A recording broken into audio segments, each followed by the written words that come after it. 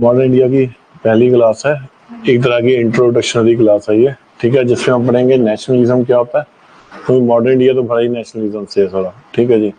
Concept क्या nationalism, और भारत का रेवोल्यूशन नेशनलिज्म कैसे वेस्टर्न नेशनलिज्म से अलग है, और सबसे बड़ी बात हम पढ़ेंगे कि भारत में स्टेजेस क्या है नेशनलिज्म की, ठीक है।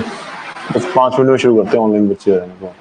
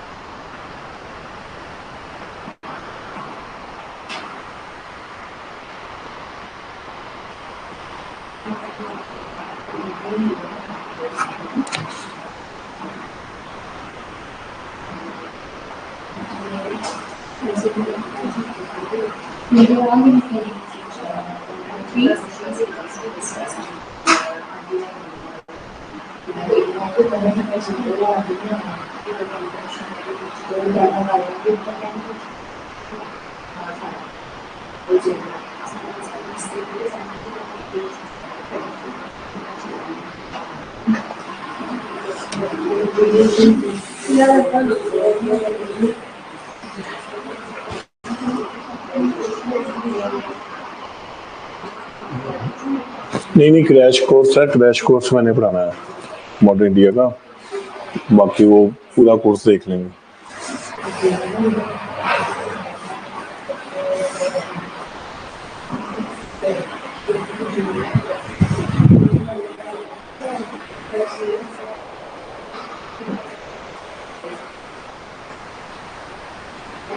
चलिए, तो आज हम पढ़ेंगे सबसे पहला चैप्टर कि नेशनलिज्म है क्या, ठीक है। यहाँ बेसिक पढ़ेंगे, ठीक है। बेसिक के बाद फिर हम आगे शुरू करेंगे आपकी ब्रिटिश पॉलिसीज, ठीक है, और भारत की नेशनल मूवमेंट, ठीक है।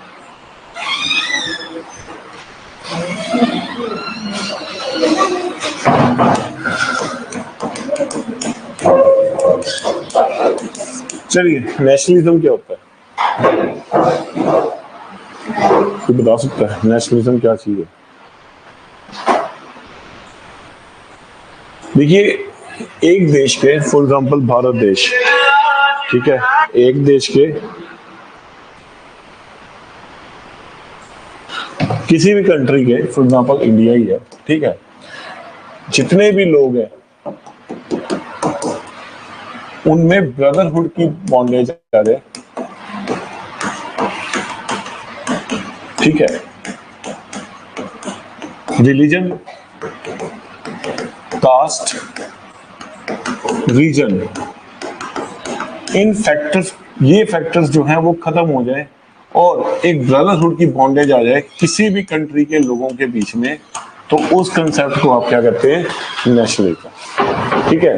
तो ये क्या है कि जब लोग किस जाति के हैं इस क्वेश्चन पे काम ना करें, किस रिलीजन के हैं इस चीज के बारे में ना सोचें, किस रीजन के हैं, हम पंजाबी हैं, हम हरियाणवी हैं, ये चीजें ना सोचें, वो कहें हम सब एक हैं और सिर्फ भारत के हैं, ठीक है, इस कंसेप्ट को आप क्या कहते हो कि उस देश में क्या हो गया, नेशनलिज्म की भावना आ चुकी है।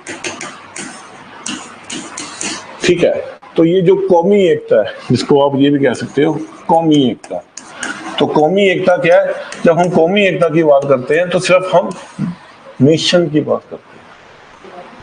ठीक है, हम कभी इस चीज की बात नहीं करते कि हम किसी रिलीजन में डिपेंड हैं या क्या हुआ, गर्मी लग रही है?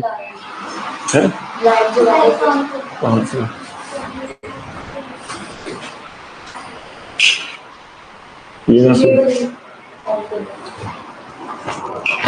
ठीक है, तो जब हम पूरी ब्रदरहुड की एक बनकर अपने देश की बात करें, उसको हम क्या कहते हैं, नेशनलिज्म। यही तो नेशनलिज्म की भावना थी जिसने भारत को ब्रिटिश राज से छुड़वाया।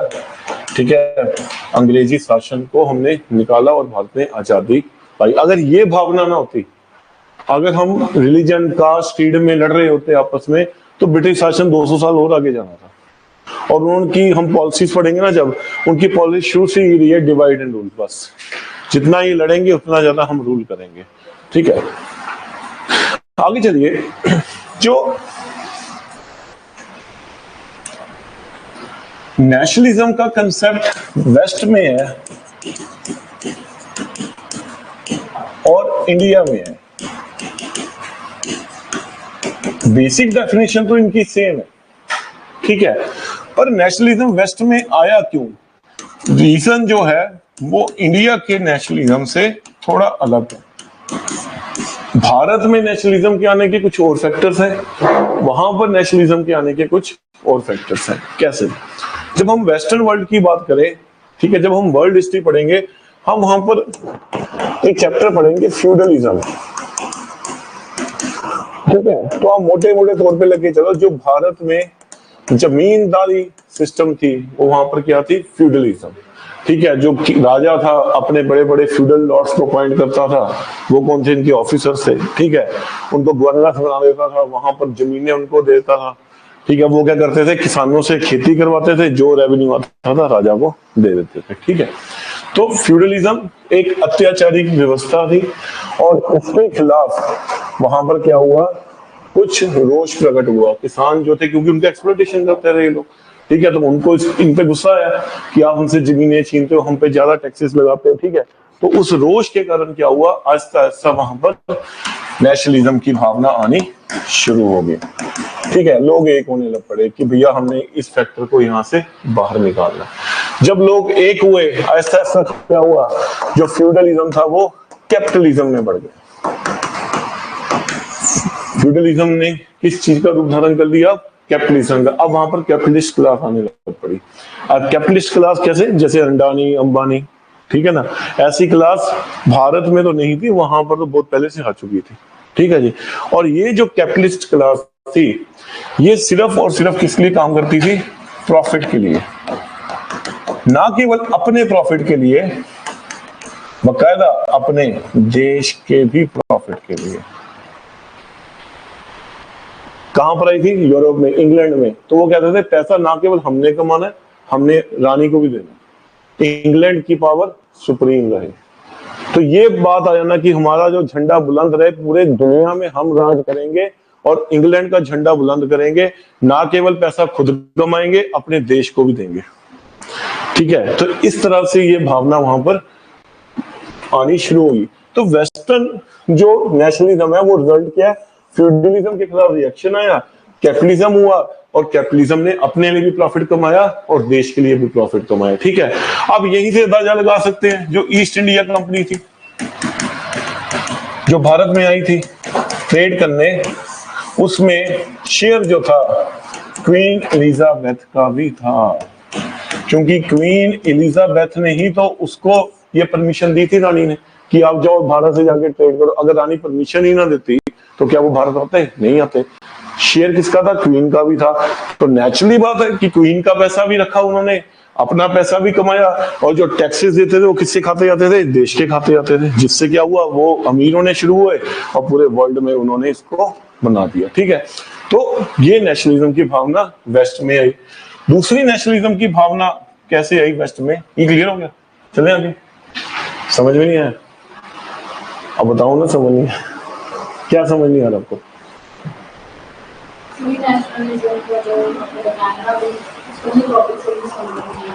अच्छा, और किसको नहीं समझ आया? आगे समझ आपको? देखो नेशनलिज्म का मतलब क्या होता है। देखो हमारे भारत में क्या है, हिंदू मुस्लिम सिख ईसाई, ठीक है, रिलीजन के नाम पे लग गया, ब्राह्मण वैश्य शूद्र, ठीक है, क्षत्रिय कास्ट के नाम पे लग गए, ठीक है, रीजन्स के नाम पे लगे, हम मराठी हैं, हम पंजाबी हैं, ठीक है। जब ये बॉन्डेज हट जाए, एक मिनट के लिए ये चीजें आप हटा दो, फिर हम क्या हैं? हम भारतीय हैं।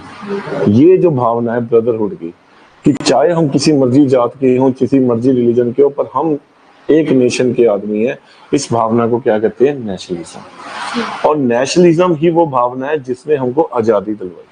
अगर हम ये सोचते हैं कि हम पंजाबी, हम मराठी, या हम सरदार, हम हिंदू, हम क्रिश्चियन, तो क्या हमको आजादी मिलती? नहीं मिलती। ब्रिटिशर्स तो चाहते ही थे करो। ये जो बीज बोया हुआ है पाकिस्तान का, ब्रिटिशर्स ने तो बोया था। 1909 एक्ट पढ़ेंगे, 1909 एक्ट, कम्युनल रिप्रेजेंटेशन, उन्हीं का तो बीज बोया था। वो तो भैया चाहते थे ये बात कि मतलब कि ये काम। एक मिनट का होल्ड करना, एमरजेंसी है।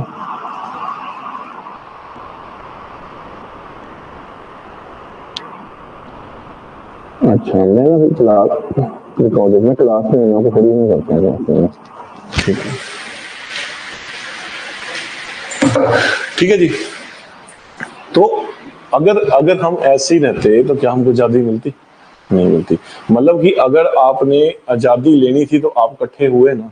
अगर गांधी के पीछे भगत सिंह के गए, गांधी भगत सिंह का इस बात में उलझ जाते, वो सरदार है, उसके पीछे नहीं जाना, वो हिंदू में उसके पीछे नहीं जाना, तो क्या हमको मिलती? नहीं मिलती। तो ऐसी भावना, जब हम कास्ट रिलीजन इन चीजों को परे कर हम कौमी एकता की बात करें, तो उस भावना को हम क्या कहते हैं? नेशनलिज्म। आप समझ में आया? ठीक है। अब आपको ये भी नहीं समझ आया होगा, ठीक है, अब मैं आपको बताता हूँ। जो भारत में नेशनलिज्म आने के कारण है, वो वेस्ट के नेशनलिज्म आने से थोड़े अलग है। पहले हम देखें, हमने केस पढ़ा आपका इंग्लैंड का, क्योंकि देखो ना, इंग्लैंड ने 200 साल तक राज किया पूरे विश्व में, तो नेचुरली कुछ तो ऐसी बात होगी ना जो उसने 200 साल तक राज किया, ठीक है। उसकी बात ये थी कि पहले इंग्लैंड में क्या था? राज शासन था, राज शासन। और किंग ने क्या किया हुआ था? अपने लोगों को अपॉइंट किया हुआ था फ्यूडलिज्म। जैसे पंजाब का फ्यूडल लॉर्ड हो गया, ठीक है, गवर्नर्स, ठीक है, उनके पास क्या था? उनको जमीनें, जितनी भी किसानों की जमीनें थी, उनके राइट्स किसके पास है? फ्यूडल लॉर्ड्स के पास। मतलब आप किसानों से पैसा टैक्स कलेक्ट करो, हम लोगों को दे दो। अब नेचुरली वो क्या करते थे? टैक्सेस ज्यादा लगाते थे, ठीक है। तो किसानों को गुस्सा आया कि भैया हम लोग सब दिन से लेकर रात तक काम करते हैं, हमारी मेजर इनकम कौन लेके जा रहा है? ये लोग लेके जा रहे हैं, ठीक है। तो उन्होंने क्या कर दिया? एक हो गए सारे, और एक होकर उन्होंने फ्यूडलिज्म के खिलाफ रिवोल्ट कर दिया, जैसे आज किसान सरकार के खिलाफ कर रहे हैं। उनको ऐसा लगता ना किसानों को हमारा हक खा रहे हैं, ठीक है, वहां पर भी ऐसा लगा कि हमारा हक खा रहे हैं, ठीक है जी। तो उन्होंने क्या किया? सरकार के खिलाफ रिवोल्ट कर दिया। इससे क्या हुआ? फ्यूडलिज्म खत्म हो गया। बिल्कुल तो नहीं खत्म हुआ, काफी हद तक खत्म हो गया। इसकी जगह क्या आ गया? कैपिटलिज्म। अब कैपिटलिज्म क्या है? कैपिटलिज्म ये बिजनेसमैन लोग, जैसे अडानी हो गए, अंबानी हो गए, ठीक है। अगर एक बिजनेसमैन आदमी, अगर अडानी जो है वो बाहर इन्वेस्ट कर रहा है, तो नेचुरली है वो 3 लोगों का बेनिफिट करवा रहा है। एक खुद का बेनिफिट कर रहा है, एक बीजेपी पार्टी का भी तो कर रहा है ना, तो निकले थे ना बॉन्ड, ठीक है। और तीसरा किसका बेनिफिट कर रहा है? देश का, क्योंकि टैक्स नहीं दे रहा। तो कैपिटलिज्म की भावना क्या थी? एक तरह की नेशनलिज्म से ही प्रेरित थी, कि जब भी हम कमाएंगे, एक तो हम अपना खाना पूरा करेंगे, दूसरा हिस्सा किसको दे दिया? राजा को दे दिया, क्वीन को दे दिया कि तुम भी रख लो, और तीसरा जो टैक्स आएगा वो किसके पास जाएगा? इंग्लैंड के पास जाएगा। जितना टैक्स इंग्लैंड के पास आएगा उतने रिसोर्सेज ज्यादा आएंगे। उससे क्या हुआ? टैक्स इतना ज्यादा उनके पास आया कि उन्होंने पूरे विश्व में आर्मी भेजनी शुरू कर दी। टैक्स होगा तो आर्मी बनाओगे ना आप, ठीक है। और इतना सा देश अगर मैप में देखो ना, दिखेगा नहीं, वो लेंस लेके जाना पड़ेगा कहां पर है इंग्लैंड। पूरे दुनिया में उसने 200 साल तक राज कर लिया, ठीक है। क्यों? क्योंकि नेशनलिज्म था वहां पर, एक नेशनलिज्म था, कौमी एकता थी, ठीक है। अगर वो लोग भारत में है, लड़े, बैटल ऑफ प्लासी पड़ चुके हो, बक्सर हुआ, ठीक है। अगर कौमी एकता ना होती तो क्या बैटल ऑफ प्लासी बक्सर लड़ने के लिए वो लोग आते हैं यहाँ पर? नहीं आते। देश के लिए एकता थी ना उनको, कि हम मर जाए कोई बात नहीं, और हमारी जो रानी का झंडा है, जो देश का झंडा, वो फैलना चाहिए। उन्होंने ना केवल भारत, अफ्रीका, 200 साल तक पूरी दुनिया में राज किया। क्यों? सिर्फ इस कौमी एकता के कारण, नेशनलिज्म के कारण। समझ में आ गया? अब क्लियर? जहां ना समझ आया उसी वक्त टोक देना, क्योंकि ना समझ आया तो आगे फिर लड़ी में समझ भी नहीं आना फिर। ठीक है, क्लियर है जी? ऑनलाइन स्टूडेंट्स क्लियर है आपको? इनसे भी पूछ ले। क्लियर है जी ऑनलाइन स्टूडेंट्स? आगे चलिए। फ्रांस की जो नेशनलिज्म था वो थोड़ा इंग्लैंड से हटके था।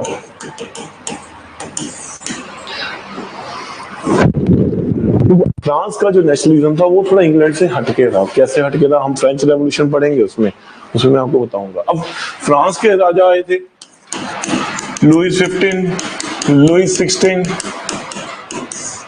ठीक है, अब ये राजा कैसे थे? ये राजा क्या करते थे? ये बेसिकली लोगों का भला नहीं करते थे।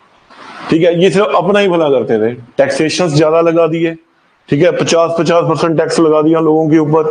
जितना पैसा आया उसको आपने क्या किया? अपने पर्सनल यूज के लिए ऑडी ले ली। ठीक है, घूमने चले गए, इधर चले गए। कहते हैं कि जो लुईस 16 थी, इसकी जो वाइफ थी वो ऑस्ट्रिया की प्रिंसेस थी, और भारत के पैसों के हिसाब से उस समय 1700 कुछ में उसका पर्सनल मेकअप का खर्चा 1 करोड़ रुपया था। पर्सनल मेकअप का खर्चा 1 करोड़ रुपया। और लोग जो थे वो एक बेसिक रोटी के लिए तरस रहे थे, इतनी ज्यादा टैक्सेशन थी वहां पर।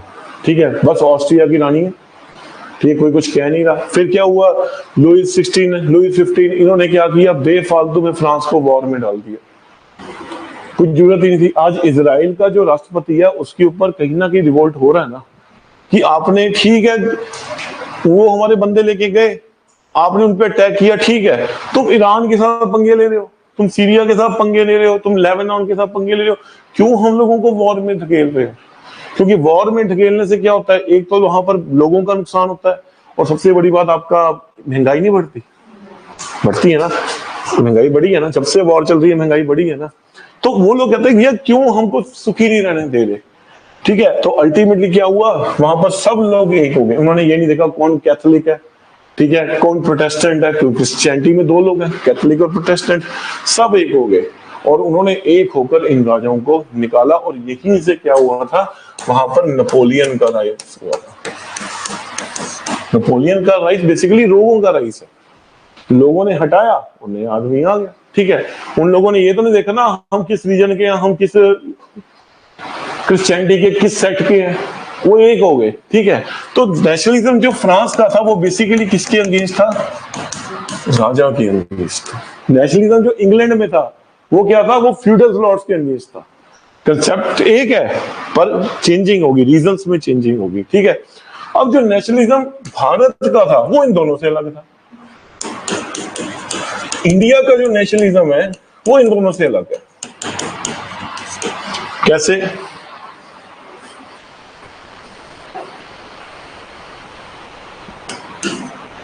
आगे चलिए। अब भारत में देखो जी, आपने भारत के इतिहास में देखो, सर ने पढ़ाना शुरू किया, सर ने पढ़ाया भी आपको, एंग्लो वॉर्स पढ़ी है ना आपने, एंग्लो वॉर्स वगैरह। आपको कहीं भी ऐसा लगा कि भारत के लोग भारत के राजा के खिलाफ इकट्ठे हुए हैं? कभी आपको एंग्लो वॉर्स पढ़ी है आपने ना, एंग्लो सिख वॉर वगैरह, प्लासी पढ़ा, आपको कभी ऐसा फैक्टर दिखा लुईस 15, लुईस 16 वाला भारत के अंदर? क्या भारत के लोग प्राचीन काल में या मेडिवल इंडिया में या मॉडर्न इंडिया में कभी आपने देखा कि महाराजा रणजीत सिंह के खिलाफ इकट्ठे हुए? नहीं, हमने तो उसको उतारना ही उतारना है। अरे यहाँ पर औरंगजेब जैसे लोग आ गए, कट्टर मुसलमान, भारत के लोग तो उनके खिलाफ भी नहीं इकट्ठे हुए। धर्म बचाने की बात आई, सबसे पीछे हम थे। ठीक है, अब लगे हुए उसको पीटने, हाय औरंगजेब, हाय औरंगजेब, वो तो मर गया, जो उसने करना था कर दिया, अब क्या पीटना? ठीक है, जब जरूरत थी उस समय तुम इकट्ठे हुए ही नहीं। ठीक है, मराठा कहते रह गए, गुरु गोविंद सिंह जी कहते रह गए भैया हो जाओ हो जाओ हो जाओ, तुम इकट्ठे हुए नहीं। ठीक है जी। अब भारत के में ना तो कभी किंग के अगेंस्ट कोई खड़ा हुआ, चाहे वो औरंगजेब जैसे लोग आए, ना ही यहाँ पर जमींदारों के खिलाफ कोई नेशनलिज्म आया। कभी देखा जमींदारों के खिलाफ नक्सलवाद आया है? क्या नक्सलवाद पूरे भारत में है? नहीं। अगर नक्सलवाद पूरे भारत में होता तब तो हम मानते कि हाँ ये नेशनलिज्म है कि जो जमींदारों के खिलाफ आया। ठीक है, वो तो बेचारा नक्सलवाड़ी विलेज वो झारखंड छत्तीसगढ़ तक है, वो भी कभी कभी वो आते हैं, अटैक कर जाते हैं। ठीक है, वो केड़ा सीधा ही आके अटैक कर रहे हैं आप पे, ठीक है। तो भारत के अंदर नेशनलिज्म की भावना कैसे जागी? अब आपको कि प्राचीन काल में नेशनलिज्म था, ठीक है, हो सकता है प्राचीन काल में नेशनलिज्म हो, मैं मना नहीं करता, पर मैं आपको ये बात बताता हूं कि जब भारत में फॉरेन अटैक्स हुए थे गुप्त काल में, ठीक है, तो गुप्त राजा ही लड़ते थे क्या? कोई वो लड़ता था वहां पर जाके? नहीं। अगर हम गुप्त काल की डिक्लाइन की बात करेंगे, हम यही बात बोलेंगे ना कि हुनों के खिलाफ गुप्त राजे लड़े, उनके रिसोर्सेज खत्म हो गए और वो हार गए। क्या बाकी राजा आए? चालुक्य भी थे, पांडव भी थे, ठीक है, आपके क्या नाम है, और कितने राजपूत राजा भी आने शुरू हो गए थे। क्या कोई लड़ा? नहीं लड़ा, सिर्फ गुप्त ही लड़े, हार गए। प्राचीन काल में नेशनलिज्म की भावना हमारे यहाँ पर नहीं थी। फिर आ जाओ मिडिवल इंडिया में, भाई मिडिवल इंडिया में कोई बोले नेशनलिज्म की भावना थी, कहां थी? गजनी आया, चौड़े होके आता था, 17 बार अटैक करता था, तुमको थप्पड़ मारता था, चला जाता था। अगर तुम में नेशनलिज्म की भावना होती तो गजनी की क्या हिम्मत थी, औकात थी कि वो 17 बार आके यहाँ पर अटैक कर जाता? कहने को राजपूत बैठे हुए हैं वहां पर कि राजपूत है हम, ठीक है, भैया 17 बार आके अटैक कर गया। इतना कौन सा वो मतलब कि कोई हिटमैन था कि तुम लोगों से सामने नहीं हुआ? इसका नेशनलिज्म की कमी थी ना। आप लोग अपने रीजन्स के, चौहान अपने देख रहे हैं, चालुक्यन अपना देख रहे हैं, आपस में लड़ाई है, वो कहते कोई बात नहीं, दूसरे का घर जल रहा है, मुझे क्या लेना देना। बाद में फिर अपना घर भी जला, ठीक है। फॉर एग्जाम्पल पृथ्वीराज चौहान, पृथ्वीराज चौहान का जो फादर इन लॉ था जयचंद, उसको सिर्फ एक ही प्रॉब्लम थी कि मेरी लड़की को उठा के ले गया, बस, कि मेरी लड़की को उठा के ले गया, मेरा नाक कटवा दी, मैं नहीं आऊंगा। मोहम्मद गोरी आया, हराया, उसको कम से कम इतना भी तरस नहीं आया कि मेरा आखिर का सन इन लॉ है, मेरी बेटी का सुहाग है, ठीक है। और आप देखोगे मिडिवल इंडिया हमने पढ़ी ना, वो ऐबक को चिट्ठियां लिख रहा है कि मेरे बोलो इसकी लात काट दे, मुझे कोई लेना देना नहीं। क्या ये नेशनलिज्म की भावना थी? नहीं, ये नेशनलिज्म की भावना थी। अगर वो कहता, ऐबक को ये चिट्ठी लिखता, गोरी को लिखता, भैया तूने अगर इस पे अटैक किया तो मैं खड़ा हूं वहां पर आर्मी लेके, तो क्या वो लोग यहाँ पर शासन कर पाते? नहीं। और जो हेनरी क्लिंटन ने कहा था सांप को दूध पिलाओगे तो सांप तुमको ही काटेगा, पाकिस्तान को काट रहा है ना तालिबान। अब पहले तो अच्छी यहाँ से उसको बेर का दूध पिलाया कि बेटा जा जाके भारत को काट, अब उसका मुंह घर का हुआ पड़ा, उनको ही काटी जा रहा है, ठीक है। तो बाद में क्या हुआ? उसी जयचंद को ऐबक और गोरी ने हराया, उसी जयचंद को, कि जो हमारा सखा नहीं, जो अपने अपने अपने जवाई का सखा नहीं, अपनी लड़की का सखा नहीं, वो हमारा सखा कैसे हो सकता है? मेडिवल इंडिया में भी नेशनलिज्म की भावना नहीं थी, बिल्कुल नहीं थी, ठीक है।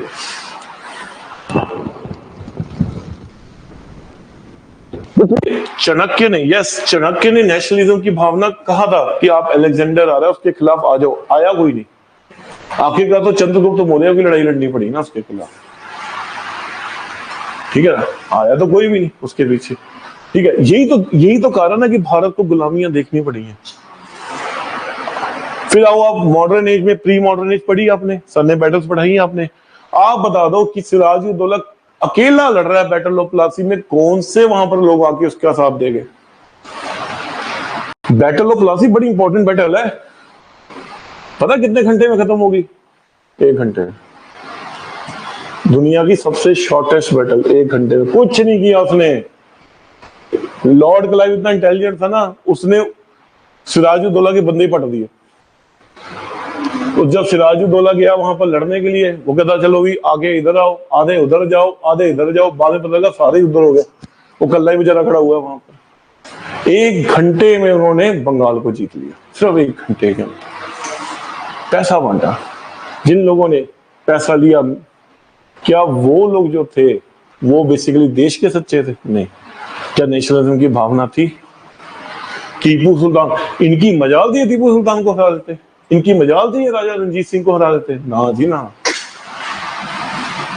कहां मजाल थी इन लोगों की। इनकी आती फिलॉसफी ये थी, तोड़ो और राज करो, बांटो और राज करो। उन्होंने नेशनलिज्म की भावना उठने ही नहीं दी आपकी। उनको ये पता थी कि अगर नेशनलिज्म की भावना उठ गई तो लुईस 1516 के साथ जो हुआ हमारे साथ भी हो जाएगा। क्लियर है? पर पर नेशनलिज्म का कंसेप्ट आया कब? ठीक है, नेशनलिज्म का कंसेप्ट कब आया? जब भारत का हर सेक्शन का आदमी, चाहे वो फार्मर है, चाहे वो ट्राइबल एरिया है, चाहे वो किंग है, चाहे वो कॉमन सिटीजन है, जब इन लोगों को ये चीज लगी कि हाँ भैया हम सारे तंग हैं, और वो तंग जो है वो एक ही पावर से है। देखो, फार्मर को भी उनसे प्रॉब्लम, ट्राइबल एरिया को भी उससे प्रॉब्लम, जमींदारों को भी उससे प्रॉब्लम, कॉमन बंदे को भी उससे प्रॉब्लम, राजा को भी उससे प्रॉब्लम, कि एक बंदा ऐसा आया जिसने हंटर पकड़ा हुआ, सबको बांध के रखा हुआ है। यही वो टाइम था जब भारत में नेशनलिज्म की भावना आई। और इसको बूस्ट किसने किया? बूस्ट किया इंटेलेक्चुअल्स लाइक राजा राम मोहन रॉय।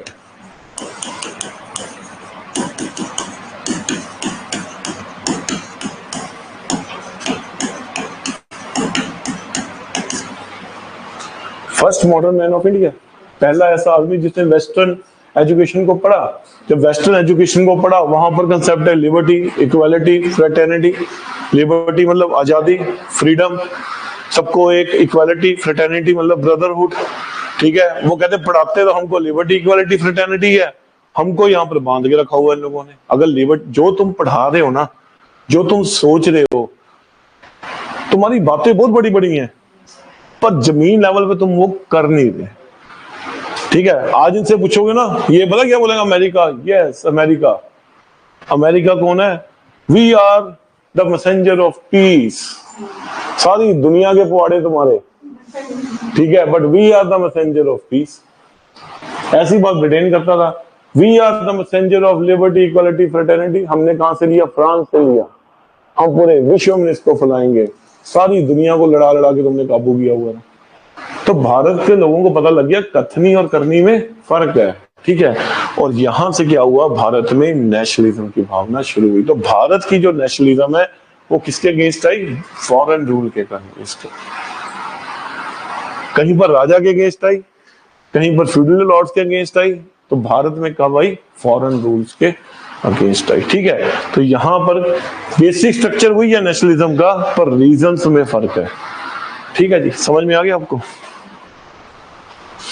ठीक है जी, ऑनलाइन स्टूडेंट समझ में आ गया आपको? कर दो डिलीट।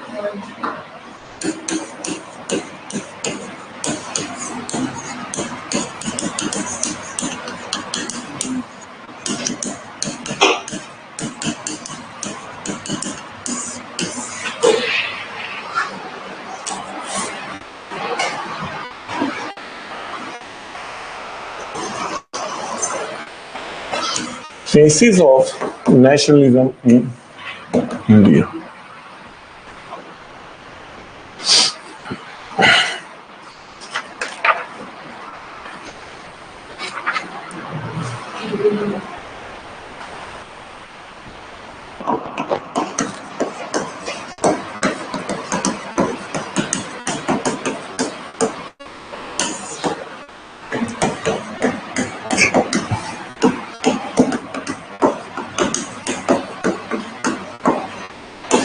तो बेसिकली हम इस फेज को दो पार्ट्स में डिवाइड करते हैं। पहला है प्रो नेशनलिस्ट फेज और दूसरा है पोस्ट नेशनलिस्ट फेज।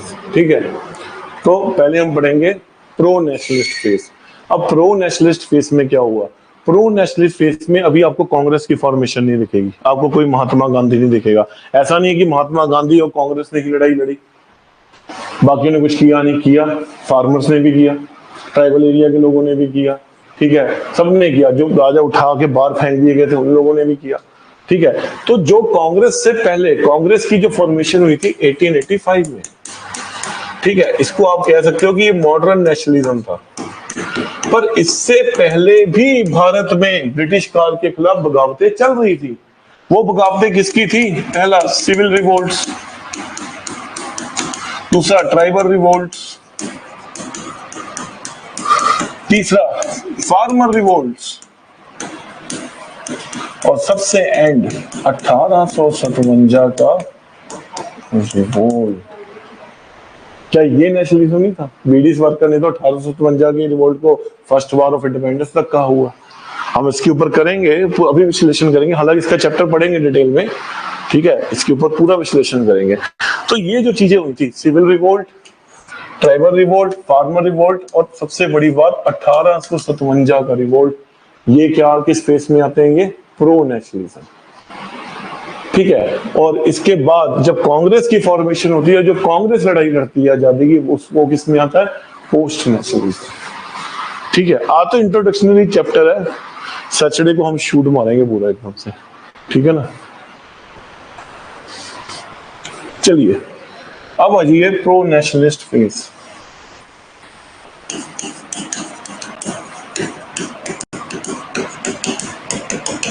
अब प्रो नेशनलिस्ट फेज में ऐसा नहीं आप कह सकते कि नेशनलिज्म नहीं था, नेशनलिज्म तो था, पर नेशनलिज्म में वो भावना नहीं थी जो होनी चाहिए थी।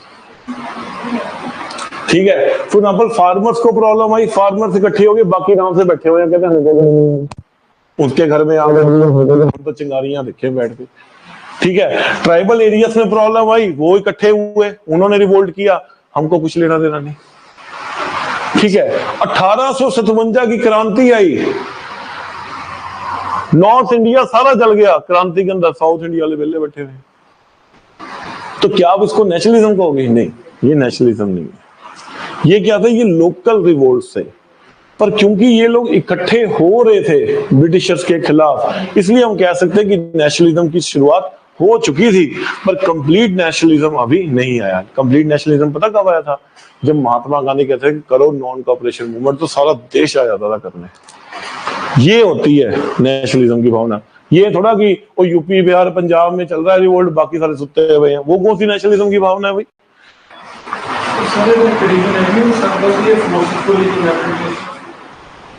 ये लोग नहीं नहीं नहीं नहीं, फोर्सफुली यूनाइटेड नहीं हुए थे। गांधी की तो एक आह्वान पे चल पड़ते थे ना, फोर्सफुली यूनाइटेड नहीं थे वो। इनको अपनी प्रॉब्लम थी तभी वो आए, इनको किसी ने कहा थोड़ा कि आप इकट्ठे हो जाओ। ठीक है जी, चलिए प्रो नेशनलिस्ट फेस में सबसे पहले आते हैं सिविल रिवोल्ट्स। अब सिविल रिवोल्ट्स में कौन पार्ट लेते थे? सिविल रिवोल्ट्स में वो पार्ट लेते थे, वो लीड करते थे जिन राजाओं को अंग्रेजों ने उठाकर बाहर फेंका हुआ था।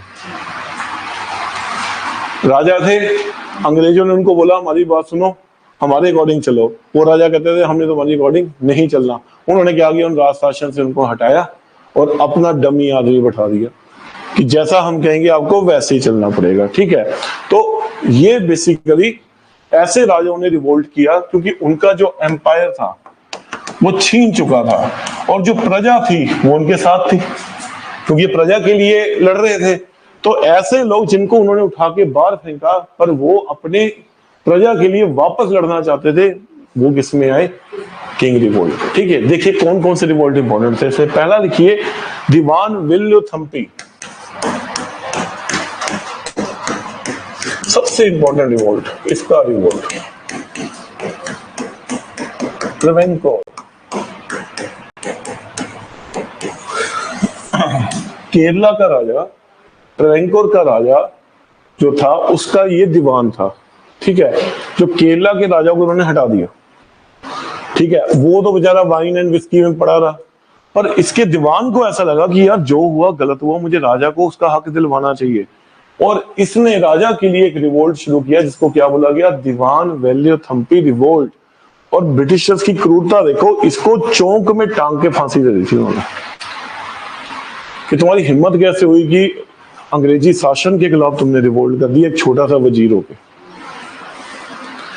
ठीक है, सिविल रिवोल्ट्स पहली कैटेगरी में क्या आते हैं? Civil revolts. पर नेशनलिज्म की अभी इतनी कमी है, ये नहीं कि विल्यू-थम्पी के पीछे सारे लोग आ गए थे, नहीं। टीपू सुल्तान को लग रहा था मुझे क्या लेना, नहीं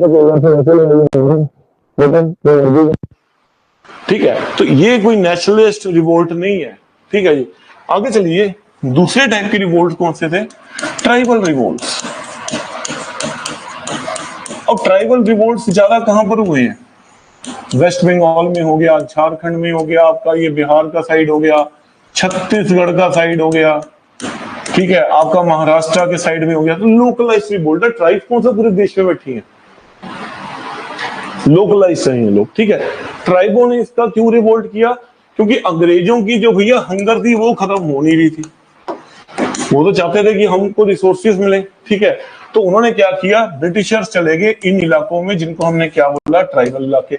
अब ट्राइबल इलाकों में क्या, फॉरेस्ट लैंड है, फॉरेस्ट लैंड है, ठीक है। यहां पर इन जंगलों से जितने भी प्रोडक्ट्स आते हैं उन पर किनका हक है, ट्राइबल्स का। क्योंकि उनको ऐसा लगता है ना कि हमको भगवान ने नेचर में डाला है, तो नेचर की जितनी भी रिसोर्सेज है उसमें हक हमारा है, वो आपके साथ तो मिलना चाहते ही नहीं। अंडमान निकोबार में एक ओंगलिस ट्राइब है, वहां पर बकायदा वहां पर इंडियन गवर्नमेंट ने बोर्ड लगाया हुआ कि अगर इसके आगे तुम चले गए अपनी मौत के आप जिम्मेदार हो। और पिछले ही 2 महीने पहले अमेरिका के सिटीजन को मारा भी है उन्होंने। ट्राइब्स नहीं चाहते कि आप उनके साथ इंडल्ज हो, ठीक है, जिसको हम जंगली कहते हैं, ठीक है। अब वो जंगल में खुश है ना, वो जंगल को अपनी कम्युनिटी, वन को ही अपनी देवी मानते हैं, ठीक है। अब इंग्लिश जो थे उनको क्या था, उनको प्रॉब्लम थी कि भैया फॉरेस्ट के रिसोर्सेज है ना, वुड है, मेडिकल प्रॉपर्टीज हैं इसके अंदर, ठीक है। अगर हम इसको सस्ते में उठाएं और यूरोप में महंगा में बेचे तो पैसा किसका होगा, हमारा होगा। इस चक्कर में उन्होंने क्या किया, ट्राइबल लैंड्स के अंदर पेनिट्रेट करना शुरू कर दिया। और जब ट्राइबल लैंड्स के अंदर पेनिट्रेट किया, इनके साथ जमींदार भी आ गए, मनी लैंडर्स भी आ गए, ठीक है। तो अब क्या हुआ, जो फॉरेनर्स थे, जो बाहर के लोग कहां पर आ गए, ट्राइबल लैंड के अंदर आ गए। और इनको ट्राइबल्स ने क्या बोला, डीकूस। डीकूस यानी बाहर का आदमी। डीकूस द वर्ड ड्राइव फ्रॉम डाकू। हम डाकू को क्या कहते हैं, लुटेरे, लूट रहे हैं आगे। इनको ऐसा लगता था ये जो फॉरेन पावर्स है ये हमको क्या कर रही है, लूट रही है, ठीक है। तो इन्होंने इनकी लैंड को खाया, इनके राइट्स छीन लिए कि आप फॉरेस्ट पे, आप इन प्रोडक्ट्स पे आपका नहीं हक है। आप एनवायरमेंट में पढ़े होंगे, फॉरेस्ट एक्ट सारे इनके बनाए हुए थे, सारे इनके बनाए हुए थे। उन्होंने इस तरीके से फॉरेस्ट एक्ट बनाए हुए थे कि इन चीजों में किसका हक आ जाए, हमारा हक है, ठीक है जी। जिसके कारण क्या हुआ, ट्राइबल्स ने आपस में यूनिटी दिखाई और रिवोल्ट करना शुरू कर दिया, रिवोल्ट करना शुरू कर दिया। जिसमें सबसे अगर इंपॉर्टेंट रिवोल्ट आप देख के चलो, पहला मुंडा रिवोल्ट। मुंडा रिवोल्ट अंडर बिरसा मुंडा। बिरसा मुंडा क्यों हुआ, ये चावल नहीं होते जो ताड़ी गन्ने का, उसे शराब बनाते थे, ठीक है। और साथ में क्या करते थे, नर बलि करते थे, मुंडी काटते थे, तो अपने देवता को चढ़ाते थे। इन्होंने आके शराब बनानी बंद करवा दी। इन्होंने कहा शराब तुम नहीं बनाओगे, शराब हम बनाएंगे, उसके ठेके खोलेंगे, उसको 300 रुपए में बेचेंगे, ठीक है। तुम जंगली लोग, तुमने क्या करना, सब शराब बना के परे हो जाओ, ठीक है। अब इनको गुस्सा आया और ये क्या हो गए, इकट्ठे हो गए। और बिरसा मुंडा ने तो यहां तक कह दिया कि भगवान कृष्ण ने तो मुझे एक्स्ट्राऑर्डिनरी पावर दी है, ऐसी पावर्स दी हैं कि अगर आप मेरे पीछे आके लड़ाई लड़ोगे तो गोली भी बजेगी, गोली भी कुछ नहीं कर पाएगी। ले तो आया, बाद में सारे मरवा दिए थे, खुद भी मरा, वो भी मरे, ठीक है। और ब्रिटिश ने सिर्फ मात्र 2 दिन में इस रिवोल्ट को दबा के परे किया। वैसे ही एक और रिवोल्ट हुआ, संथाल रिवोल्ट। संथाल कहां पर रहते थे, राजमहल हिल्स के पास। तो संथाल रिवोल्ट में क्या हुआ, फॉरेन से लोग आए, मनी लेंडर साथ में आए, उन्होंने जमीनें खींच ली, ठीक है। जमीनें ले ली, इन लोगों को उठा के बाहर फेंका जबरदस्ती। जैसे आज सरकार क्या करती है, जबरदस्ती जमीनें लेती है। जमीनों पर उन्होंने साफ अनाउंस कर दिया कि तुम्हारी जमीनों पे तुम्हारे राइट है ही नहीं, ये जमीनें किसकी हैं, सरकार की है, हमारी मर्जी, हम जिसको मर्जी दें, तुम कौन होते हो बीच में बोलने वाले। तो इन्होंने क्या किया, संथालों ने भी रिवोल्ट किया, और ऐसा रिवोल्ट किया कि ईस्ट इंडिया की आर्मी को 6 लाख सोल्जरों के साथ दबाना पड़ा इस रिवोल्ट को। 6 लाख सोल्जर्स सिर्फ एक रीजन में भेज दिए, इनसे कंट्रोल ही नहीं हो रहा था।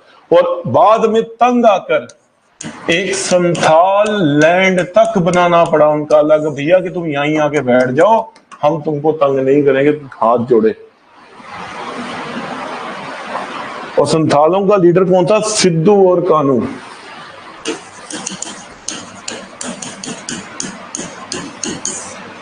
सिद्धू और कानू। नेशनलिज्म तो दिख रहा है पर प्रॉपर नहीं है, आधा है अभी। ट्राइबल इकट्ठे हो रहे हैं, फार्मर्स चुप करके बैठे हुए हैं, ठीक है, इंटेलिजेंस एक क्लास चुप करके बैठी हुई, वो सिर्फ सीन देख रही है, ठीक है, पर जो लोग इफेक्टेड हो रहे हैं वो लोग इकट्ठे हो रहे हैं इस चीज में, ठीक है जी। संथाल रिवोल्ट, ये कौन से थे? ट्राइबल रिवोल्ट्स, ठीक है जी, समझ में आ गया?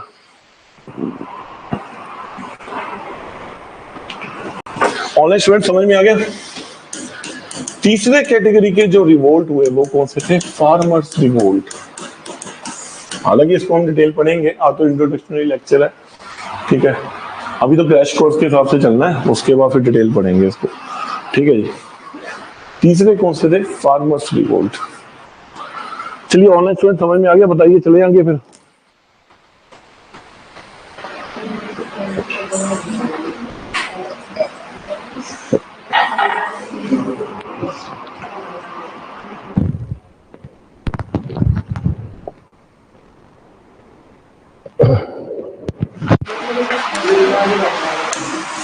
अगले रिवोल्ट हुए फार्मर्स रिवोल्ट, ठीक है। फार्मर्स रिवोल्ट क्यों? क्योंकि हम पढ़ेंगे 3 टाइप के सिस्टम है, जमींदारी सिस्टम, रेओतोई सिस्टम, महलवाड़ी सिस्टम, ठीक है, जिनमें क्या हुआ, जिनमें फार्मर्स की लैंड छीन लेगी रातों रात। जमींदारी सिस्टम में तो क्या हुआ, रातों रात जो फार्मर्स की लैंड पुरखों से चलती आ रही थी उनको, उनसे छीनकर उनको कह दिया तुम इसी लैंड के लेबर हो, ठीक है। ये लैंड किसकी है? सरकार की है। और जमींदारों को 1-1 साल के ठेके में दे दी, जो ज्यादा बोली लगाएगा, जो ज्यादा हमको पैसा देगा, उसको हम ओन कर देंगे। रातों रात अगर आपको कोई अपनी लैंड से निकाल दे जो आपके 300 सालों से पुरखे उगा रहे हैं, तो सोचो क्या होगा, ठीक है। और किसान जो थे वो आस्ता आस्ता इकट्ठे हुए और उन्होंने भी रिवोल्ट करना शुरू कर दिया। नेशनलिज्म तो है, ठीक है, पर आधी है, जहां जहां प्रॉब्लम आ रही है वहीं इकट्ठे हो रहे हैं। अभी पूरे भारत में नहीं हो रहे ना इकट्ठे ये लोग, ठीक है। आज इस बार भी जो किसान आंदोलन हुआ है, क्या पूरे भारत के किसान थोड़ा थे उसके अंदर? आप उसको ये थोड़ा कह सकते हो एक नेशनलिस्ट फार्मर रिवोल्ट था वो, नहीं। पंजाब इनिशिएटिव पंजाब ने लिया, हरियाणा बीच में आया, यूपी भी आधा आधा, ज्यादा नहीं था, खत्म बस। ना आपको बिहार का, ना छत्तीसगढ़ का, ना आपको साउथ का कोई किसान दिख रहा है वहां पर। फेल होने का कारण भी यही है, इसके फेल होने का कारण, फार्मर रिवोल्ट का फेल होने का कारण यही है, क्योंकि आपने पूरे इंडिया के रिप्रेजेंट नहीं कर रहे थे। नेशनलिज्म तो था, पार्शियल था, ठीक है जी। फार्मर रिवोल्ट में सबसे इंपॉर्टेंट रिवोल्ट जो आता है वो कौन सा आता है? Indigo revolt. इंडिगो रिवोल्ट, जिसको हम ये भी कहते हैं नील आंदोलन। नील आंदोलन, ठीक है। इंडिगो रिवोल्ट क्यों है? यहां पर ईस्ट इंडिया कंपनी फार्मर्स को क्या कहती है कि आप अपनी जमीन में नील उगाओ, इंडिगो उगाओ। अब फार्मर्स को इससे प्रॉब्लम थी, ईस्ट इंडिया कंपनी इसको फायदे में है, क्योंकि देखो ना, फॉरेन में इंडस्ट्रियलाइजेशन आ गया, कपड़े चाहिए, ठीक है, उनको ये था नील सस्ता लेंगे, बाहर बेचेंगे, पैसा कमाएंगे। अब फार्मर्स की प्रॉब्लम क्या थी? पहली बात, इंडिगो उगाने के लिए पैसा बहुत चाहिए, कमर्शियल क्रॉप है, ठीक है जी। दूसरी बात, जिस लैंड पे आप व्हीट और राइस उगा रहे हो वहां पर इंडिगो उगाओगे ना, तो लैंड की फर्टिलिटी खत्म हो जाएगी। भैया ये तो लेके चले गए, तुम क्या करोगे? अल्टीमेटली तुम क्या करोगे? इसके कारण क्या हुआ, फार्मर्स को, जब फार्मर से मना किया कि हम ये काम नहीं करेंगे, ठीक है, उनको मारा गया, हंटरों से मारा गया कि नहीं, क्योंकि यहाँ पर ब्रिटिश राज चल रहा है और आपको ये चीज तो करनी ही पड़ेगी, ठीक है। तो इसमें क्या हुआ, जो फार्मर्स थे उन्होंने रिवोल्ट कर दिया ईस्ट इंडिया कंपनी के खिलाफ। और ये इसलिए इंपॉर्टेंट है क्योंकि ये पहला ऐसा रिवोल्ट है जिसमें हमको मॉडर्न इंटेलिजेंसिया क्लास सपोर्ट करती दिखेगी। ऐसी क्लास, भारत के ऐसे लोग जो वेस्टर्न एजुकेशन को पढ़ के आए थे, वेस्टर्न एजुकेशन से बहुत ज्यादा इंप्रेस थे, लिबर्टी, इक्वालिटी, फ्रेटर्निटी, फ्रीडम, ठीक है, और उन्होंने इन क्लास का सपोर्ट करना शुरू कर दिया, उन्होंने इसका बैकअप दिया। इन्होंने उल्टा वहां पर भड़काया कि भैया ऐसा है, तुम जो कर रहे हो बिल्कुल सही कर रहे हो, क्यों? इन्हीं की किताबें लिखती हैं, इन्हीं का तो मार्क्स लिखता है कि ये देखो जी किसानों को लड़ना चाहिए। ये कैसे कह सकते हैं कि दीजिए तुम जो कर रहे हो गलत कर रहे हो। इन्हीं के तो थिंकर्स हैं, एरिस्टोटल, अरस्तु, जो कहते हैं कि हर बंदे को फ्रीडम होनी चाहिए, हर बंदे को लिबर्टी होनी चाहिए। इन्हीं की तो वो है, थॉट्स है। करते कुछ है, सुनाते कुछ है। उन्होंने कहा आपको ये चीज करनी चाहिए, और ये पहला ऐसा रिवोल्ट बना जिसमें मॉडर्न इंटेलिजेंसिया क्लास ने इनका सपोर्ट किया। और बाद में ईस्ट इंडिया कंपनी इतने प्रेशर में आई कि उसको एक कमीशन तक बनाना पड़ा, इंडिगो कमीशन। और इस इंडिगो कमीशन ने साफ कह दिया कि ईस्ट इंडिया कंपनी जो भी कर रही है वो गलत कर रही है, और अल्टीमेटली उनको ये पॉलिसी हटानी पड़ी। ये पहला करंट था नेशनलिज्म का। अब भारतीयों को ये लग गया कि अगर हम इकट्ठे हो जाए और हमारा साथ इंटेलेक्चुअल क्लास दे दे, अगर इंडिगो रिवोल्ट सक्सेसफुल हो सकता है तो भारत के आजाद नहीं हो सकता? हो सकता है। ठीक है, तो ये पहला करंट था। दूसरा, दक्कन रिवोल्ट। ठीक है, हालांकि इसको हम डिटेल में पढ़ेंगे सारे रिवोल्ट्स को। ठीक है, डेक्कन रिवोल्ट। डेक्कन रिवोल्ट में क्या हुआ? किसानों की जमीनें रखी हुई अपने पास, जमींदारों ने, ठीक है, उन पे लगाए हुए अंगूठे, जैसे अमरीश पुरी लगाता था, आओ बेटा अंगूठा लगाओ यहाँ पर। ठीक है ना, अमिताभ बच्चन का अंगूठा लगवा दिया, तो आज से जमीनें किसकी हैं? हमारी जमीनें। ठीक है, टैक्सेस दो। जब टैक्सेस नहीं दे पाए तो जमीनें हथिया ली। अल्टीमेटली क्या हुआ? दक्कन भारत में भी जो फार्मर्स थे उन्होंने ऐसे जमींदार के खिलाफ रिवोल्ट कर दिया। और ये रीजन कौन सा था? महाराष्ट्र का। और ये रिवोल्ट तो इतना खतरनाक रिवोल्ट था, जमींदारों के घर गए, वो जो कागज पड़े थे बॉन्डेज के उनको जलाया, जमींदारों की हत्या कर कर गांव की सड़कों में टांग दिया। अब अग्रेशन देखो ना कितना है जमींदारों के खिलाफ। और जब जमींदार मर रहे थे ना, ब्रिटिश हुकूमत की हिम्मत नहीं थी कि हम अंदर आके उनको बचा जाए, हमारे एजेंट है। और अल्टीमेटली उन्होंने क्या बना? उन्होंने एक कमीशन बनाया जिसके तहत डेक्कन रिलीफ एक्ट पास किया गया। और इस एक्ट ने बोला कि भैया जितनी जमीनें छीनी थी ना, दे दो वापस। दूसरा सक्सेस स्टोरी कि अगर हम ब्रिटिशर्स पे मिलकर प्रेशर करें तो हमको सक्सेस इस भारत में भी मिल सकती है। देखो, जो इंडियन नेशनल कांग्रेस बनी थी ना, इन रिवोल्ट के बाद तो बनी गई थी। इंटेलिजेंस क्लास को लगना शुरू हो गया था ना कि भैया अगर ये एक एक रीजन में सक्सेस हो रही है, अगर हम इकट्ठे हो जाए तो उनको निकाल के बाहर फेंकेंगे। ठीक है, तो नेशनलिज्म का फेस तो है ये, पर ये कंप्लीट नेशनलिज्म नहीं है। पर आपको कॉन्फिडेंस तो दे रहा ना कि अगर हम इकट्ठे हो जाए तो बहुत कुछ हो सकता है। ठीक है जी, आगे चलिए। इसी फेस में आपको मिलेंगे सोशल रिलीजियस रिफॉर्म मूवमेंट। पर उससे पहले हम क्या पढ़ेंगे?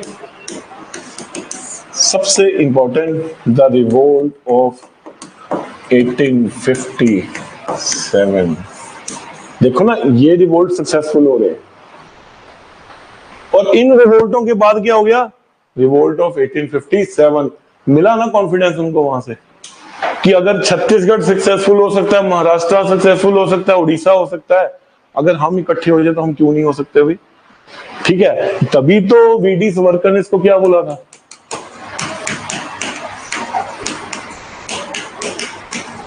First war of independence. गलत नहीं बोला था, बिल्कुल सही बोला था। आपने तो उसको बीजेपी का एजेंट कह दिया, ये तो आरएसएस बीजेपी का एजेंट है जी। ठीक है, पर वो सही कहता था, ये फर्स्ट वॉर ऑफ इंडिपेंडेंस।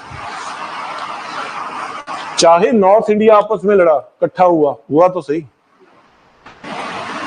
ठीक है ना, फर्स्ट वॉर ऑफ इंडिपेंडेंस। अब 1857 के रिवोल्ट में कौन कौन लोग थे? देखिए, हर बंदा था, फार्मर्स थे, उनकी जमीनें आपने छीनी हुई थी, बिजनेसमैन थे जिनको आप काम नहीं करने दे रहे थे, इंटेलिजेंसिया क्लास थी, पढ़े लिखे बच्चे थे जिनको आपने नौकरियां नहीं दी, या नौकरियां दी तो कम दी, उनकी कैपेसिटी के अकॉर्डिंग नहीं दी। ठीक है, सबसे बड़ी बात आर्मी थी जिनके ऊपर आपने सेक्शंस लगाए हुए थे जो बेसिकली क्या थे, रिलीजियस थे।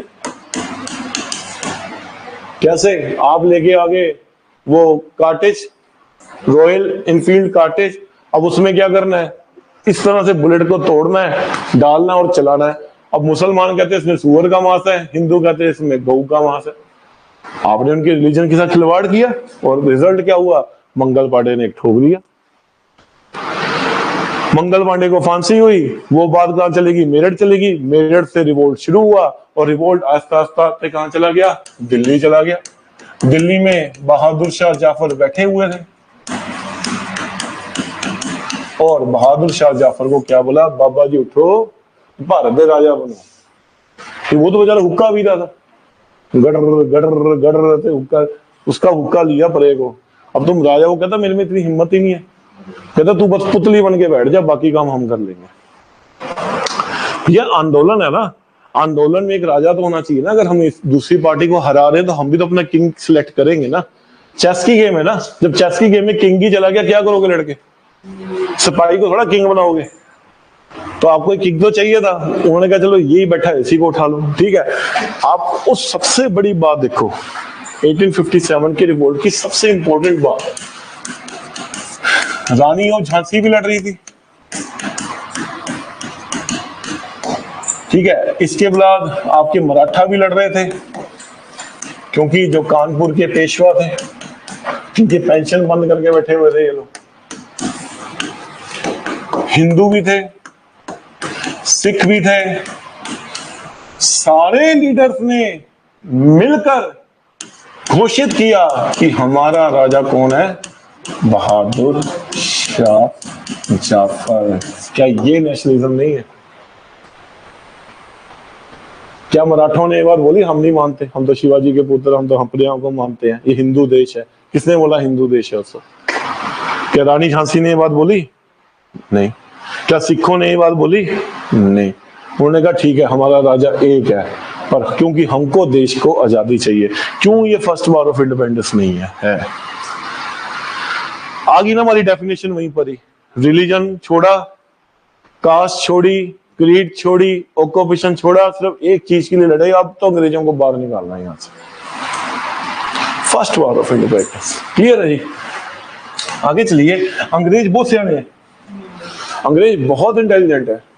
अंग्रेजों ने क्या किया, अंग्रेजों ने इसको दबा दिया, ठीक है। वो क्यों दबा, उसके बहुत सारे कारण है, हम उसके ऊपर डिस्कस भी करेंगे कि 1857 रिवोल्ट दबा क्यों।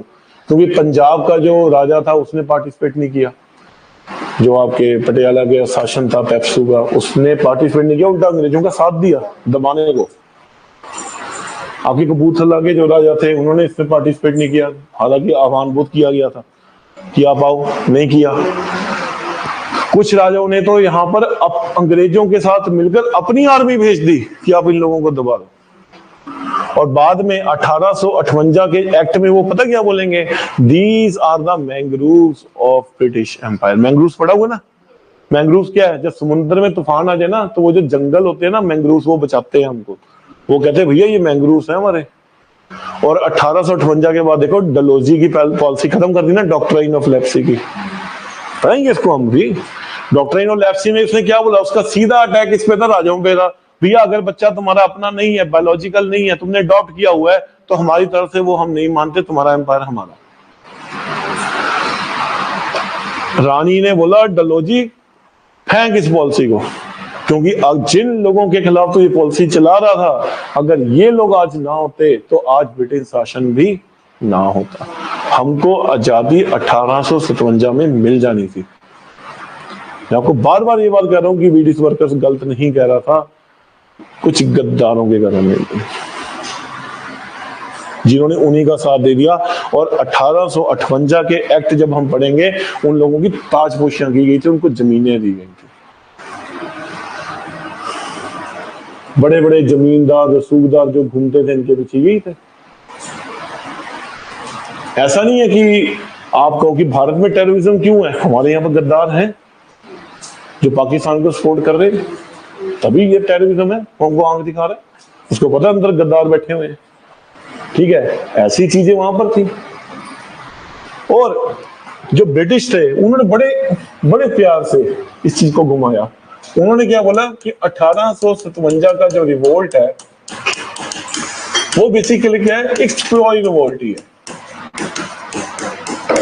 बस 4-5 सोल्जर थे, उनको गोली से प्रॉब्लम थी कि भैया हमने नहीं तोड़ना, उन्होंने रिवोल्ट कर दिया। बहुत इंटेलिजेंट है वो, बहुत इंटेलिजेंट है। बताओ वो क्यों सिपाही रिवोल्ट कह रहे थे इसको? उन्होंने बस ये बोला जनरल एक कुछ नहीं है जी, एक छोटा सा सिपाही रिवोल्ट है। जब भी हिंदू मुसलमानों के दंगे होते हैं ना, सरकार का पहला बयान पता क्या आता है? 2 गुटों की लड़ाई है, बस कुछ नहीं है। हल्के में ले लेते उसको, ताकि लोगों को ये ना लगे बहुत बड़ी सरकार की नाकामी ना समझ में आए कि सरकार नाकाम हो चुकी है इन चीजों को रोकने के लिए, वो सामने ना आए। फिर आहिस्ता आहिस्ता वो बढ़ते हैं, फिर कहते हैं 2 गुटों में लड़ाई होगी। फिर जब नहीं चुपता बाद में कहते हैं हिंदू मुसलमान के दंगे थी हम, फिर वो दूसरे बोलते हैं तुम नाकाम हो, इस्तीफा दे दो। ठीक है जी। ये क्यों कह रहे थे कि सिपाही रिवोल्ट है? ये इसलिए कह रहे थे क्योंकि इनको पता था कि अगर क्वीन को पता लग गया ना कि इसके रीजंस क्या है, उसे अरे बेटे तुम्हारे बस की बात नहीं, वापस आ जाओ। तुमको ये भी नहीं पता लगा कि 1857 का रिवोल्ट होने वाला है और तुम आराम से बैठे हो। उसने कहा तुम एडमिनिस्ट्रेशन में फेल हो, तुमसे लोग खुश नहीं है, तुम वापस आ जाओ। इसलिए क्वीन को पैसिफाई करने के लिए, अपना शासन आगे चलाने के लिए उन्होंने क्या बोल दिया? सिपाही रिवोल्ट है जी। ठीक है। पर अंग्रेजों के इतिहासकार डिजली वो भारत में आए और उन्होंने लोकल पेपर्स को इकट्ठा करना शुरू किया। फॉर एग्जांपल बनारस का पेपर देखा, दिल्ली का पेपर देखा, पंजाब का पेपर देखा, लोकल न्यूज देखी ना, क्या लोकल न्यूज छप रही थी। और जब उसने इश्यूज पढ़े ना, बनारस का इश्यू पढ़ा कि यहाँ पर तो जो क्या हो रहा है जी, फार्मर रिवोल्ट कर रहे हैं।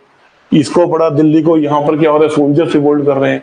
ठीक है। तो उन्होंने क्या बात बोली कि भैया ये सिर्फ सिपाही रिवोल्ट नहीं था, और उसने ठोक के बात कही ये ब्रिटिश शासन का फेलियर था, ये ईस्ट इंडिया कंपनी का फेलियर था कि वो फार्मर्स, ट्राइबल्स, इन लोगों को खुश नहीं रख पाए।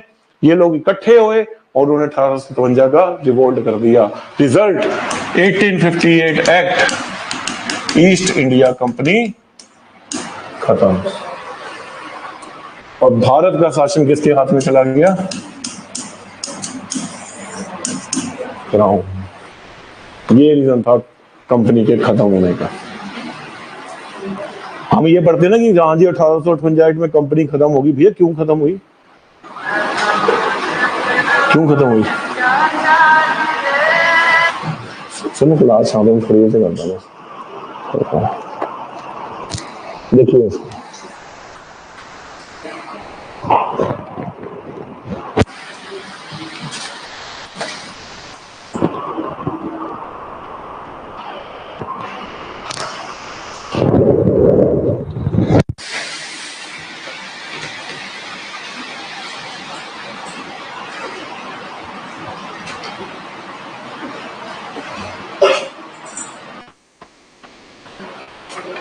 समझ में आ गया जी? क्लियर है? ये तो था हमारा पहले का फेस। ठीक है। तो छोटे छोटे रिवोल्ट आपस में क्या बन गए? 1855। इसलिए कहते हैं ना, कभी डॉक्टर के पास जाओगे ना, अगर छोटी बीमारी निकली ना, वो कहेगा 5-10 दिन दवाई खाओ। अगर ना ठीक हुई ना, वो आपको कहेगा भैया टेस्टों में आ जाओ, टेस्टों में आ जाओ आप। मैं तो भुगत रहा हूँ ना इस चीज को, मुझे पता नहीं, मैं भुगत रहा हूँ। मेरे बेटे का बोल दिया उन्होंने, कैंसर का टेस्ट 6 साल का है, छोटी छोटी छोटी छोटी बीमारी पर। देखो इनिशियली इन्वेस्टिगेशन में नहीं लग रहा है सब कुछ। मुझे थोड़ा रिलीफ तब करके है क्योंकि 90% वो रूल आउट हो चुकी है वो चीज़। 10% चांस है, वो कहता है इतने ज़्यादा चांस नहीं है, वो दवाई दो ठीक हो जाएगा। पर मैं इस चीज़ से निकला हूँ, मुझे पता, मैं स्कैनिंग करा के आ रहा था 2 दिन में, क्या हाल था मेरा। आज मैं पढ़ाने इसलिए आया हूँ क्योंकि वो काफ़ी ज़्यादा रूल आउट हो चुकी है चीज़। कुछ नहीं था, थोड़ी छोटी छोटी छोटी चीज थी, नजरअंदाज हुई कि चलो रेशा ही है, कुछ नहीं हुआ, वो गिल्टी बन गई।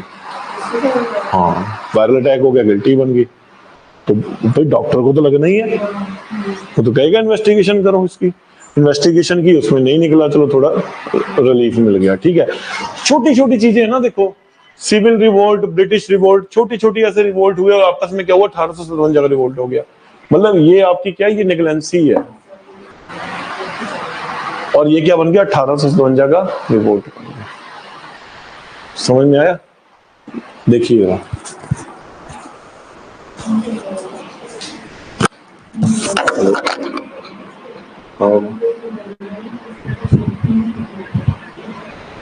ठीक है जी, वो ठीक है।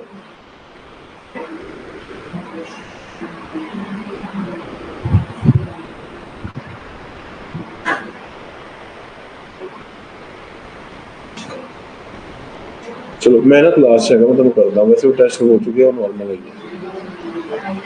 मैं भेजता हूँ, भेजता हूँ, ठीक है, ओके। और नॉर्मल है, मैं रिपोर्ट पे करता हूँ, CRP नॉर्मल है। हाँ, वो करवा देना मैं जाके, मैं तो कर दूँ थोड़ी जगह क्लास से, उसी का कोई फोन था, मेरा टेस्ट नॉर्मल है तो कहते कोई जरूरत नहीं। देखो ना, छोटी छोटी चीज आपके ब्रिटिश शासन ने इनको क्यों निकाला बाहर? क्या ट्राइबल रिवोल्ट हुए, फार्मर रिवोल्ट हुए, आपने जाके दबा दिया, क्या आपने उसको ठीक करने की कोशिश की? इन्वेस्टिगेशन करने की कोशिश की कि फार्मर रिवोल्ट में क्यों आ रहे हैं, ट्राइबल रिवोल्ट में क्यों आ रहे हैं, सिविल रिवोल्ट क्यों आ? वही चीज आहिस्ता बनती बनती बनती बनती पहाड़ गिर गया। इन्होंने तो बहुत प्यार से छुपाने की कोशिश, नहीं नहीं वही रिवोल्ट है, नहीं नहीं लॉ एंड ऑर्डर प्रॉब्लम है, कुछ नहीं है जी, ऐसे वैसे वो छड्डो बरे जी, कुछ नहीं है। और वो जो उनकी टीम भारत में, उन्होंने न्यूज़पेपर पकड़ लिया हर एरिया के, और हर एरिया के जब न्यूज़पेपर पढ़े उसमें क्या था, फार्मर इसलिए दुखी हैं जिनके ऊपर सिस्टम लगा दिए, पीजेंट इसलिए दुखी हैं इनके ऊपर ये प्रॉब्लम है, ट्राइबल लोग इसलिए दुखी हैं इनके फॉरेस्ट राइट छीन लिए इन लोगों ने, राजा क्यों दुखी है, उसकी पेंशन बंद कर दी। तो रानी कहती हो क्या रहा है ये, तुम लोगों के बस की बात ही नहीं है, out. 1858 crown rule in India, पढ़ा था ना? 1858 पढ़ा, क्वालिटी अभी खैर लगी नहीं है, वो आपको वो पहली बात बोलेंगे, 1858 पढ़ोगे ना सबसे पहले ये आएगा, end of east India company and starting of crown rule in India. ये रीजन था। छोटी चीज कितना बढ़ गई, इसलिए उनको पनिशमेंट मिली थी कि तुम लोग लायक नहीं हो उस देश में खड़ने के, तुमको पता ही नहीं लगा क्या हो रहा है। ठीक है, तो यहां पर क्या हुआ, फर्स्ट फेज में आपको ये चीजें मिले। ठीक है, फिर आया जी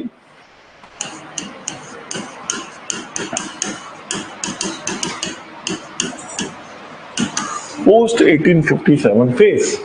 अब इसमें सेकंड फेज चलता है नेशनलिज्म का, और ये जो नेशनलिज्म का फेज चला 1857 के बाद, इसने आपको क्या दिलवा दी, आजादी दिलवा, इसने आपको आजादी दिलवा दी। नेचुरली है, इस फेज में कुछ तो डिफरेंस होगा ना, जो इसने पूरे नेशन के लोगों को इकट्ठा कर दिया था। ठीक है, चलिए ऑनलाइन स्टूडेंट समझ में आ गया आपको, कोई डाउट तो नहीं है, रिपीट करें फिर?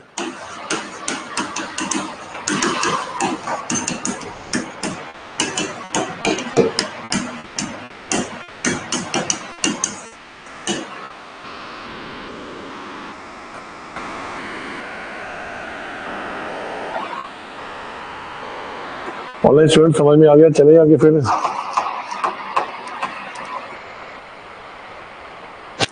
चलिए, तो पोस्ट 1857 फेज में आपको क्या मिलता है, सीधी नेशनल मूवमेंट मिलती है। नेशनल मूवमेंट जो कब से शुरू हुई, 1885 कांग्रेस की फॉर्मेशन से शुरू हुई। ठीक है जी, चलिए, तो इस फेज में सबसे बड़ा contribution social religious reform movement, हम पढ़ेंगे इसको डिटेल में। ठीक है, सोशल रिलीजियस रिफॉर्म मूवमेंट ने कैसे हमको नेशनलिज्म की तरफ लेके गई। पहला, राजा राम मोहन रॉय,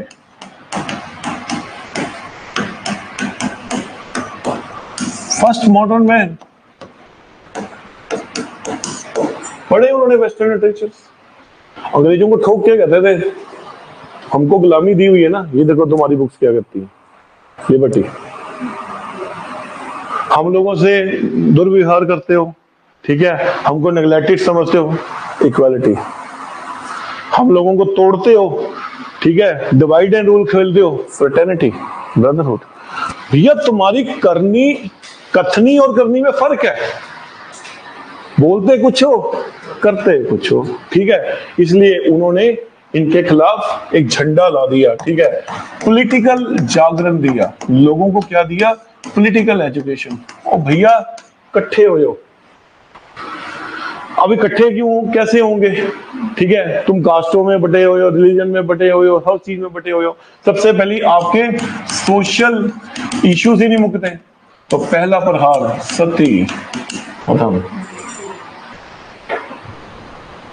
ठीक है। विमेन को अपलिफ्ट करने की कोशिश की। फिर उसके अलावा विडो मैरिज एक्ट, विधवा विवाह। औरतों, देखो औरतों को सही करोगे तभी वीर पुत्र जमेगी ना। औरतें ही ठंडी हो गए बैठी हुई, उन्होंने क्या वीर, उन्होंने भी ऐसी जमने। देखो बंदे की आइडियोलॉजी कितनी जबरदस्ती। ये जिस माँ ने बच्चे को जमना है, वीर सपूत जमने हैं, जिन्होंने लड़ाई लड़नी है, जो उनकी कंडीशन खराब है, तो कौन से वीर सपूत मिलने हैं तुमको? ठीक है, पहले औरतों की कंडीशन सही करो। सती, अब इन हिंदुओं ने पता नहीं कितनी लड़कियों को सतियां करवा दी। सती को ठीक किया। विडो मैरिज, अगर कोई लड़की को सती नहीं कराते थे तो फिर वो फिल्म दे लेना प्रेम रोग, उसमें सारा दिखाया हुआ। उसके बाल मुंडा देते थे, चिट्टी साड़ी बना के झोंपड़ियां बैठा देते थे, जो अभी तुम्हारी वही जिंदगी है, अच्छी जगह नहीं जा सकते, विधवा आ गई, ये हो गया, सो इनके ड्रामे थे, ठीक है। सब खत्म कराए उन्होंने। फिर चाइल्ड मैरिज रिफॉर्मर्स ने खत्म कराई। छोटी बच्ची को विवाह कर दिया, ठीक है। इसके लिए उन्होंने रिलीजियस प्लस साइंटिफिक एक्सप्लेनेशन दी। साइंटिफिक एक्सप्लेनेशन दी है। रिलीजियस एक्सप्लेनेशन क्या है? वो कहते हैं भैया, ये कहते वेदों में कहा हुआ है। वो कहते इधर आ, केड़े वेद में का है, इधर आ जा। उसके चार लगाई कान पे, केड़े वेद में का है? नहीं जी हमारे वेदों में कहा हुआ है। वो कहते उल्लू के पट्टे, ऋग्वेद में ना, ऋग्वेद को सबसे सेक्रेड मानते हो ना। गोशा क्या है, अपला क्या है, लोपमुद्रा क्या है, सेंट्स जिन्होंने मंत्र लिखे वेदों के, तो कहता केड़े वेद में ये बात बोली है कि लड़की की मैरिज करा दो, उसको पढ़ाई ना कराओ, ठीक है। फिर ये क्या करते थे, जब लड़की होती थी गर्ल चाइल्ड, उसको मार देते थे। मारते कैसे थे ये लोग? क्या करते थे, दूध में डबो देते थे कि लड़की होगी जी मार दो, पंगा पड़ गया, जान को दहेज देना पड़ेगा, दूध में डबो के मार देते थे, ठीक है। या फिर क्या करेंगे, उसको बांध के एक बास्केट लेते थे, गंगा नदी में छोड़ देते थे। तुम्हारा तो रब रखा, बच गई तब भी ठीक है, मर गई तब भी ठीक है। ये बंद करा, इसको इनको बुलाए जरा। किसने बोला? वेदों ने बोला। कहते बेवकूफों, वो देखो लड़की को तो उन्होंने एजुकेशन तक दी है। कौन से उन्होंने वेद पढ़ लिए जाके? सोशल रिलीजियस रिफॉर्म, इनके दिमाग ठीक किए, दिमाग बहुत खराब हुए बड़े थे इन लोगों के। या तुमने नेशनल मूवमेंट लड़नी है, एक ऐसी पावर के साथ लड़नी है जो साइंटिफिक लेवल पे बहुत एडवांस है आप पे, तो पहले उसके मेंटल लेवल पे तो उस लेवल पे आ जाओ। क्या अंग्रेज, जब अंग्रेज यहाँ लड़ने आते हैं, वो ये देखते हैं कौन कैथोलिक है और कौन प्रोटेस्टेंट है? तुम बेवकूफों, तुम ये देखते हो नहीं जी क्षत्रिय लड़ेगा, ब्राह्मण पूरियां खाएगा, बाकी सब बिल्ले बैठेंगे। क्षत्रियों की तो लाशें लग जाती थी वहां पर। जितनी औरतें क्षत्रियों की विधवा होती थी, किसी कम्युनिटी की नहीं होती थी। फिर जब बेचारी विधवा होती थी, तुम उसकी सतियां करवा देते थे। सतियां पता क्यों कराते थे? क्यों कराते थे सतियां? क्यों कराते थे? क्यों? व्यभिचार में ना फंस जाएगी बस, कि उसका सारे के साथ रिलेशन हो जाए, ये ना हो जाए सोसाइटी खराब हो जाएगी, उसकी सती करा दो। यार ये क्या तमाशा है। और विलियम बेंटिक ने राजा राम मोहन रॉय के साथ मिलकर इसको खत्म कराया। उसने बोला था इंडियंस और हुलीगन्स, जंगली हैं ये लोग। अंग्रेज बोल रहा है हुलीगन्स। फिर देवदासी खत्म कराई। पढ़ेंगे हम सोशल पॉलिसीज में इनकी।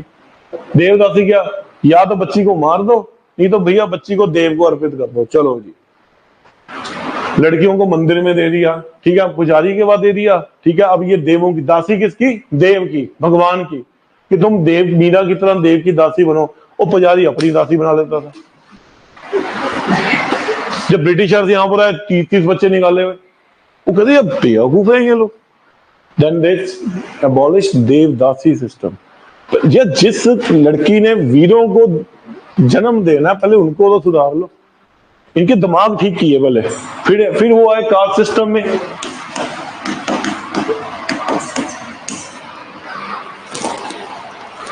कास्ट सिस्टम, अब कास्ट सिस्टम क्या, हम जी बटे हुए हैं, हम ब्राह्मण, बताया ना वो रॉकेट, बताया था ना रॉकेट आपको, हम ब्राह्मण एक रॉकेट, हम हिंदू ब्राह्मण दो रॉकेट, उसी को ले लेके उड़ाई जाओ, ठीक है। हम क्षत्रिय एक रॉकेट, हम राजपूत क्षत्रिय दूसरा रॉकेट, उड़ाओ जी, बस रॉकेट उड़ाई जाओ, इकट्ठे ना हो कभी। ऐसे क्षत्रियों को क्या करना यार, मोहम्मद गजनी 17 बार आ गया, तुमको चपेड़े मार के चला गया, तुमसे कुछ हुआ तक ना, और कहने को हम राजपूत है, हम क्षत्रिय हैं, ठीक है। रिफॉर्मर्स ने बोला कि भैया जब तक तुम कास्ट सिस्टम में रहोगे तुम एक नहीं हो सकते, और जिस पावर के खिलाफ लड़ना है वो तुमको लड़ाती है, खुद तो वो एक ही है, ठीक है। ये नहीं कि ब्राह्मण, जैसे वो लगान फिल्म में नहीं, कचरा, वो कहते हैं भैया हम कचरा के साथ नहीं खेलेंगे, कचरा तो शुद्ध है, और बाद में कचरे नहीं 4 विकेट दिलवाई तुमको, ठीक है ना। जो कचरा ना होता तो रन भी 500 चल जाने थे, कचरे हो जाने थे वहां पर सारे, लगान दो जाके फिर, ठीक है। तो उनको बोला गया भैया देखो तुम्हारी मेंटलिटी खराब है। वो कहते नहीं जी वेदों में लिखा हुआ है कि 4 जातियां होती हैं, 4 वर्ण होते हैं। ओ भाई ऋग्वेद को पकड़ो, ऋग्वेद में लिखा हुआ है जो 4 वर्ण हैं वो कर्म के आधार पे हैं, ठीक है। सुप्रीम गॉड को इस तरह माना गया, जो अकाल पुरख ब्रह्म है, अब उसे दुनिया तो चलानी है ना, जो उसके सर से निकले वो ब्राह्मण यानी टीचर्स जो वेदों को पढ़ते हैं, भुजा से निकले वो कौन, क्षत्रिय, थाई से जो निकले शूद्र, व्यापारी, फार्मर, और जो सबसे नीचे निकले पैरों से निकले वो कौन है, शूद्र, वो तीसरे वैश्य होते शूद्र, ठीक है। अगर शूद्र ना हो सारे ब्राह्मण बन जाए तो क्या होगा, सफाई कौन करेगा। तुम ये ना कहो कि शूद्र है वो, शूद्र की उतनी इंपॉर्टेंस है जितनी ब्राह्मण की है, वह तो ब्राह्मण से ज्यादा इंपॉर्टेंस शूद्र की है। चलो 2 दिन स्ट्राइक होगी ना म्युनिसिपैलिटी में, क्या कर लोगे, क्षत्रिय की भी उतनी इंपॉर्टेंस है। अगर सफाई वाला 4 दिन ना आया कूड़ा हो जाएगा, कौन सा पाठ कर लोगे तुम गंदगी में। क्षत्रिय ना हो तो पाकिस्तान तो आज आ गया, लड़ने वाले ना बैठे हो तो। वैश्य भी इंपॉर्टेंट है, ट्रेडर क्लास ना हो तुमको चीजें कैसे मिलेंगी, फार्मर ना हो तुमको रोटी कैसे मिलेगी। ब्राह्मण भी इंपॉर्टेंट है, ठीक है, एजुकेशन आपको ब्राह्मणों ने देनी है, तो जितना इंपॉर्टेंट ब्राह्मण है उतना इंपॉर्टेंट भैया शूद्र भी है। उसने कर्म के आधार पर बोला था, तुमने बर्थ के आधार पर कर दिया। चाहे ब्राह्मण का लड़का KFC में बैठ के चिकन खाए, शर्मा जी का लड़का, पर वो ब्राह्मण,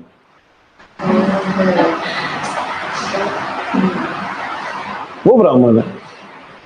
नहीं, ऐसा नहीं होता, कर्मों के आधार पे। ऋग्वेद में ऋषि अत्रि थे, वो शूद्र थे, जब उन्होंने वेदों को पढ़ा, ब्रह्म ज्ञान को पाया, वो ब्राह्मण में आ गया। अत्रि कास्ट ब्राह्मण है, साक्षात बोला उसके अंदर। कर्म के आधार पे बंदा शूद्र है, तुमने पढ़ा तो तुम ब्राह्मण बन गए। इन्होंने क्या किया, बर्थ के आधार पे कर दिया। नहीं जी शर्मा जी का बेटा शर्मा जी, वर्मा जी का बेटा वर्मा जी, ठीक है। शर्मा जी का बेटा अंडे भी खाया, मीट भी खाया, प्याज भी खाया, सब कुछ कराया, बाहर में घूम फिराया, IPL में बट लगाया, पृथ्वी जिंटा से फोटो में खिंचाया। शर्मा जी का लड़का ब्राह्मण है, काम सारे उन्हें पुठे किए, ठीक है। तो उन्होंने क्या बोला, भैया गो बैक टू वेदास। वो क्यों कह रहे हैं, आर्य समाज क्यों कह रहा है गो बैक टू वेदास, उल्लू के पट्टों जाके वेद पढ़ो, वेदों में क्या लिखा है पढ़ो,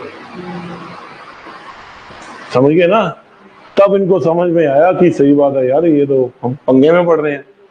कास्ट खत्म, जब महात्मा गांधी का मूवमेंट हुआ ना, हर कास्ट का आदमी था, non cooperation, civil disobedience, quit India movement, ठीक है जी।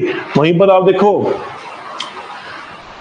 Non cooperation movement, civil disobedience movement, women भी थी, जिस औरत को तुम चार दीवारी से निकल नहीं दे रहे, वो औरत अब आके आगे कर रही है काम।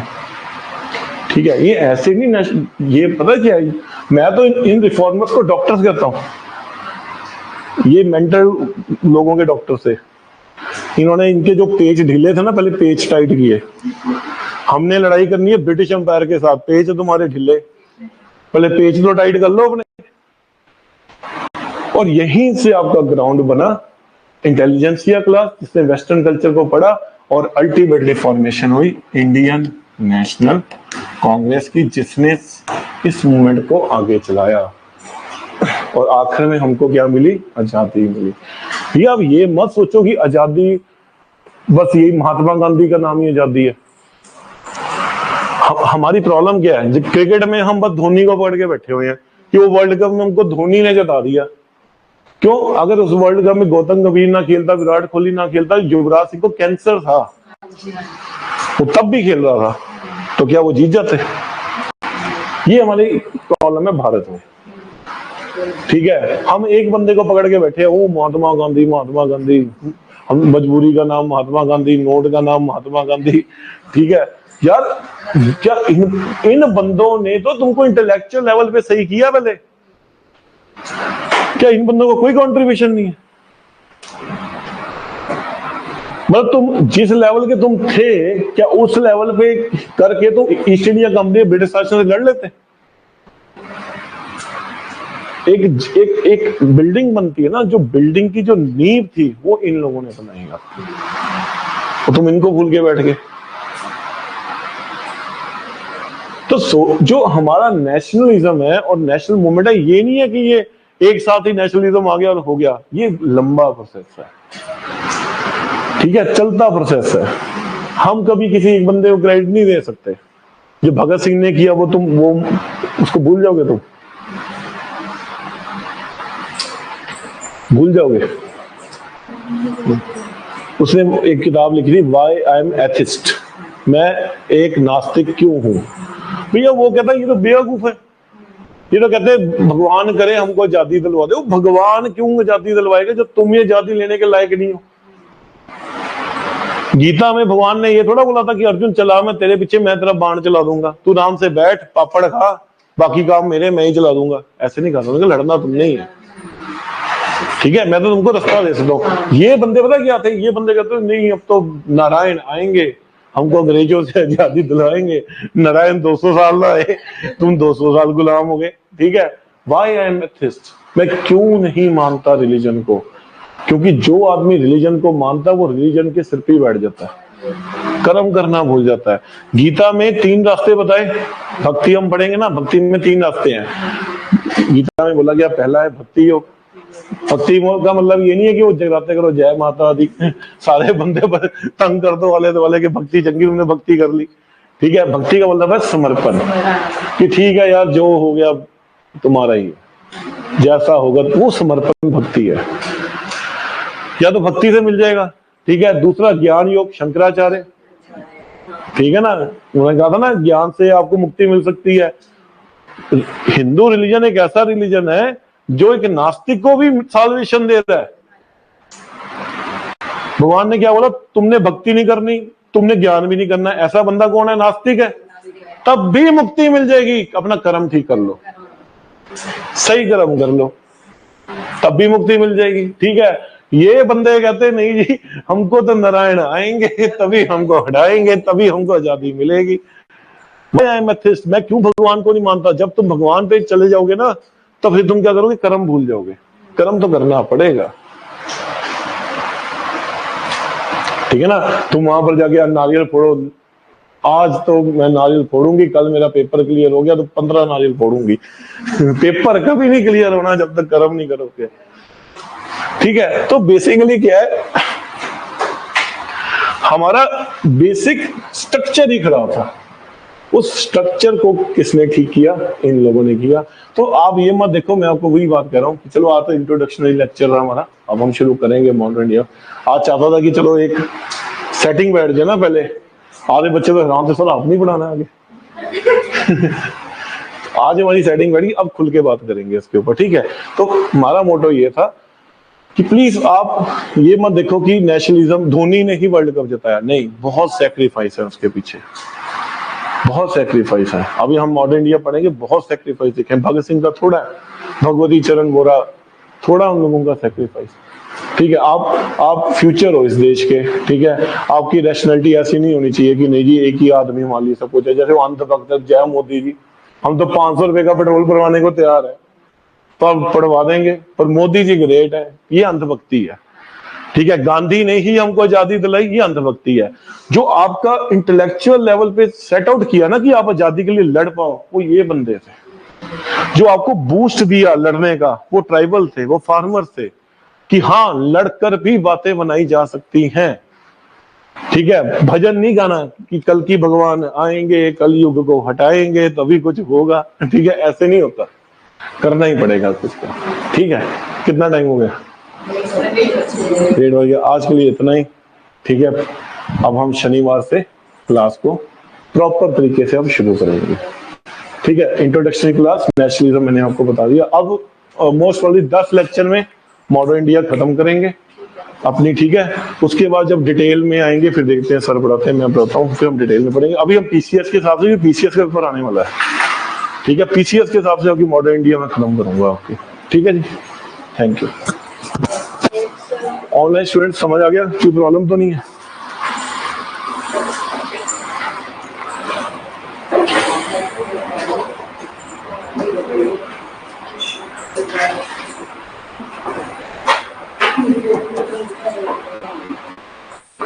एग्जाम डेट मुझे नहीं पता।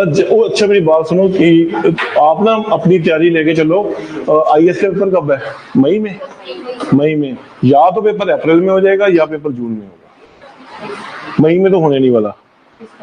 आप पीसीएस का एक साथ नहीं करते वो कभी, तो उसके बहुत ज्यादा चांस है कि पेपर अप्रैल एंड में ही ना हो जाएगा, क्योंकि पीसीएस का चेयरमैन पॉइंट हो चुका है और उनका थोड़े दिन पहले नोटिस भी आया, 4-5 दिन पहले, कि हम पूरे प्रोसेस में है पेपर कंडक्ट कराने का। तो आप अप्रैल एंड ही लेके चलो आप। ठीक है,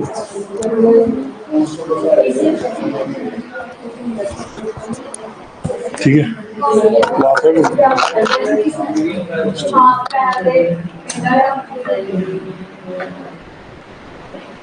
चलिए ठीक है।